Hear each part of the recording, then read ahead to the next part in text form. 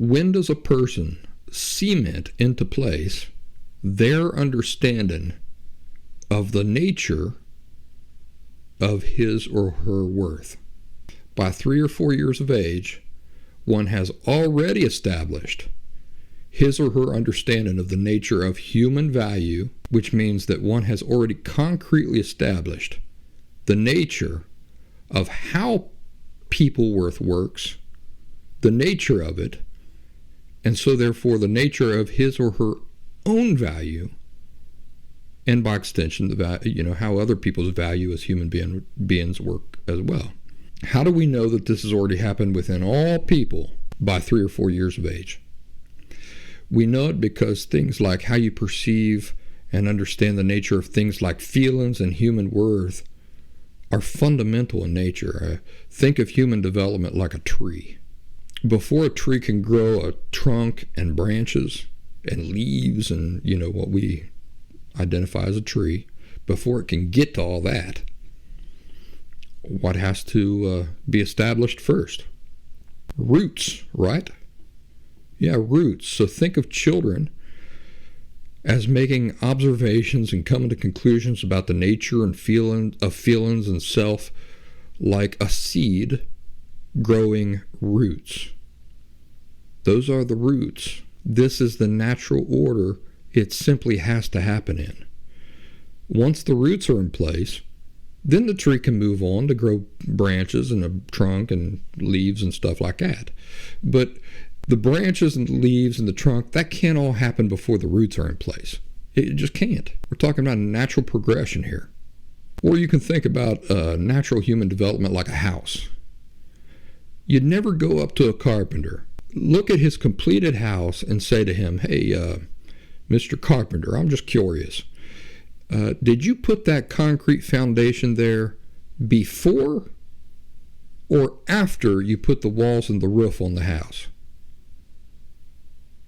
It's an absurd question, because before you can even get to the part where the walls and the roof can be considered, the foundation has to be in place first, doesn't it? Starting with the roof or the walls is not even possible.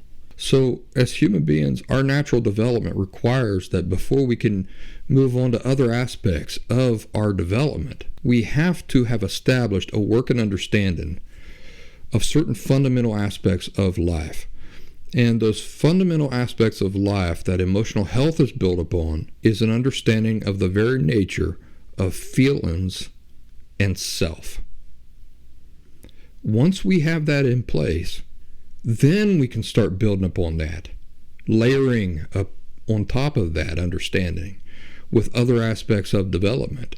For example, the nature of relationships, the nature of friendships, how to deal with conflicts, these sorts of things. But before we can even begin to get to trying to figure those sorts of things out, we need to have established a foundation to inform our approach to those things. And that happens between the ages of birth and 3 or 4 years of age. That's the stage of learning where all people, establish their understanding about the most fundamental aspects of life.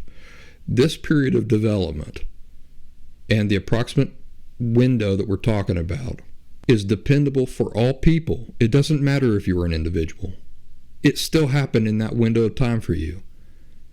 It's reliable to know that it happened in that window of time for you because of the reliable laws that govern natural human development. If you're a person, you are not trying to establish the nature of feelings and self when you are 10. You've already established that years ago. You're figuring out other things now. At 10, natural human development is already way down the road, and it's on to other things, like less fundamental things.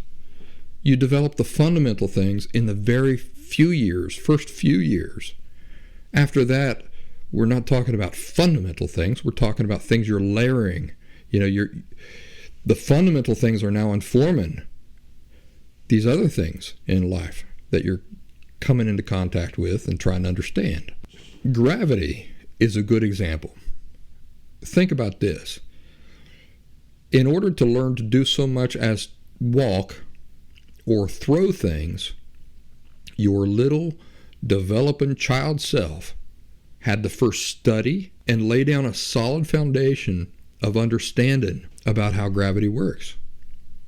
I bet you never even considered that before. No, you didn't sit down and consciously analyze gravity, but you did observe and experiment with its effects on your body and on other objects, right?